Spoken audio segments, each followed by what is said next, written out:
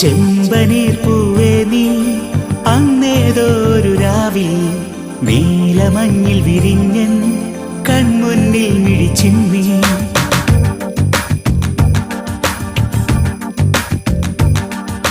ചെമ്പനീർ പൂവേ നീ അന്നേതോരു രാവിൽ നീലമഞ്ഞിൽ വിരിഞ്ഞൻ കൺമുന്നിൽ മിഴിച്ചിമ്മി.